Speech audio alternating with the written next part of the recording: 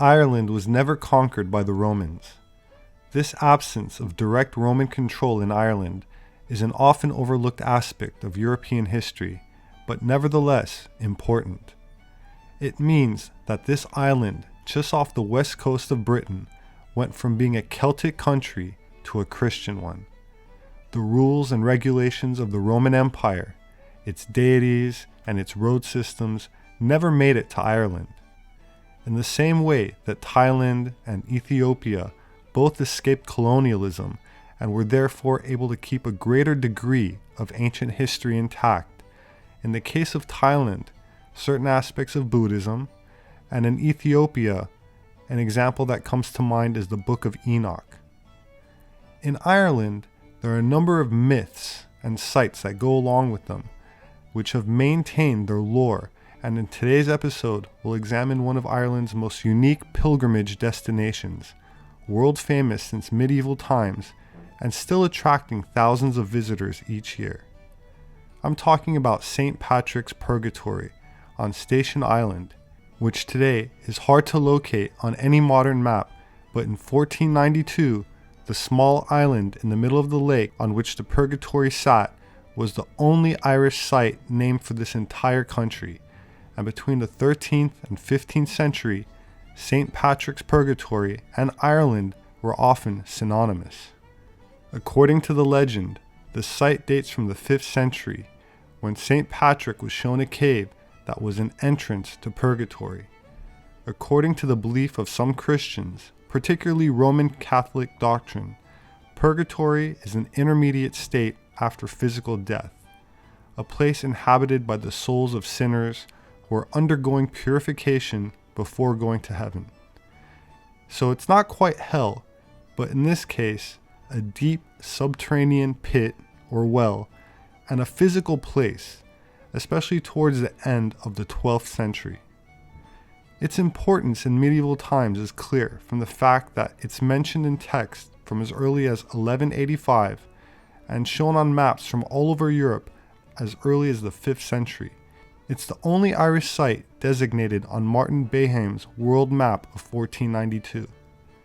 Here, we see it on the 1666 map of Station Island by Thomas Scarve, where Caverna Purgatory on the map is the site of the actual cave. Today, when one arrives at the shore of the lake, buildings that house the pilgrims are the most easily visible features on what is known as Station Island. However, the original pilgrim site was on the nearby Saints Island. A bell tower stands on a mound that is the site of a cave, which according to various myths is an entrance to a cavern system leading to the inner earth, but the cave has been closed since October 25th, 1632. It's on this now deserted island that the story of St. Patrick's Purgatory began. St. Patrick was not born in Ireland, but in Britain around the turn of the 4th century. That said, he wasn't called St. Patrick at the time, or even Patrick, but Maewyn Succat. In England, Maewyn was educated in the Roman tradition, which would suggest high social status for his family. However, he was not of the Christian faith. At 16 years old, Irish raiders captured him in the midst of an attack on his family's estate, then took him to Ireland and sold him into slavery. After escaping at the age of 22, he went back to England and experienced a series of dreams and revelations, reporting in his confessions that he saw Jesus in the sky and calling out, "Helios, Helios," and as a result of these visions, became a Christian. After some religious training, he was compelled to return to Ireland many years later as a missionary. According to legend, when he became a priest, the Pope changed his name to Patricius or Patrick, which derives from the Latin term for father figure or father of his people. Maewyn or Patrick became known as the Liberator, liberating Ireland from evil, depending on your perspective. While some say he used the three-leaved clover as a Christian sign for the Trinity, it can easily be argued that this stemmed from earlier times, as in pagan Ireland, 3 was already a significant number, and the Irish had many triple deities, especially as a goddess, going back many millennia, as well as wearing green, where the ancient Celtic practice of green garments during the spring equinox was worn to celebrate nature's rebirth during the solar cycle.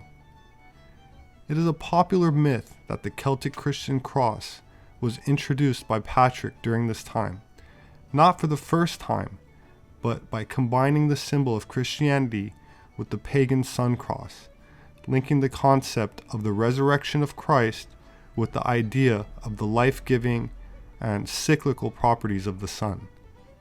Maewyn Succat, or Saint Patrick, is believed to have died on March 17, 461 AD. The legend claims that in just 40 years he liberated or converted all of Ireland to Catholicism. This can be linked to other legends attributed to the banishment of all snakes or reptiles from the island to Patrick, chasing them into the sea after they attacked them during a 40-day fast.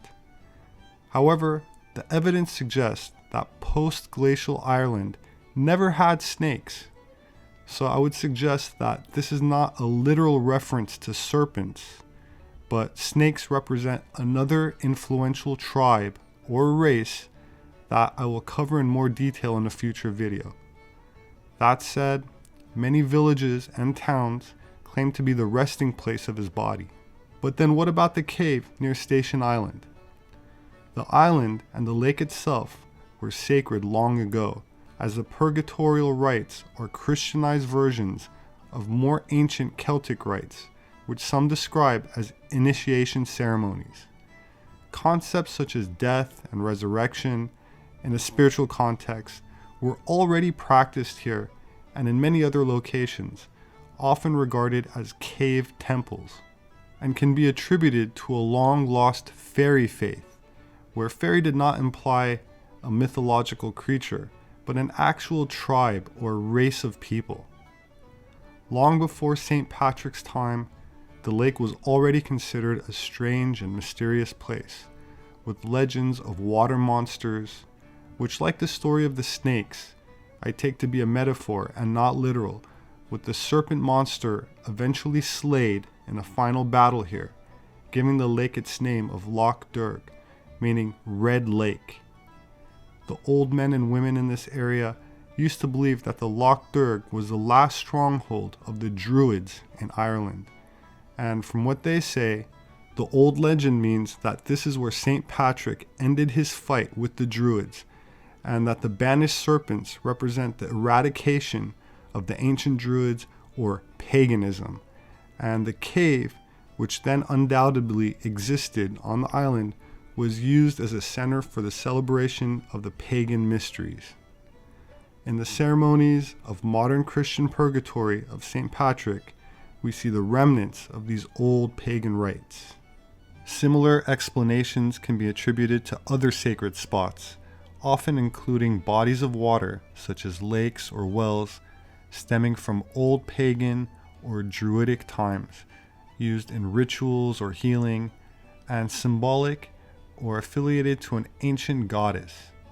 This short clip is from St. Patrick's Well in Clonmel, Ireland.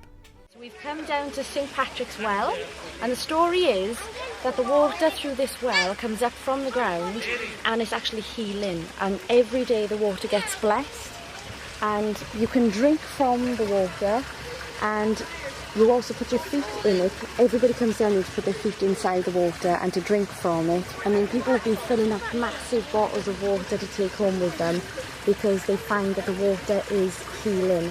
I don't know if you can see the bubbles that are coming up as the water is coming up from the ground, and just down there people are filling up their cups to drink from the water from the well. So if you do end up coming to Ireland for a trip, make sure you come and visit St. Patrick's Well, because it's so peaceful, and I have to say the water is absolutely freezing. Ready? Go make a wish.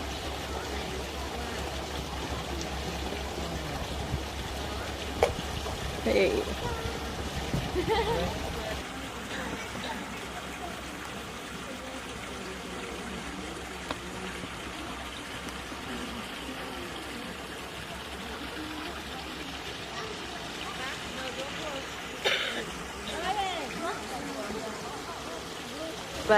From us at St. Patrick's Well, cheers. My name is Robert Sepehr. I'm an anthropologist. You can find my published books on Amazon.com. They make a great gift. Thank you so much to those who support me on Patreon. There should be a link below. Kindly share this video if you found it informative. Please hit the like button. Don't forget to subscribe and click on the notification bell for updates. I very much look forward to reading your thoughts in the comment section. Have a wonderful weekend, and I hope to see you again soon.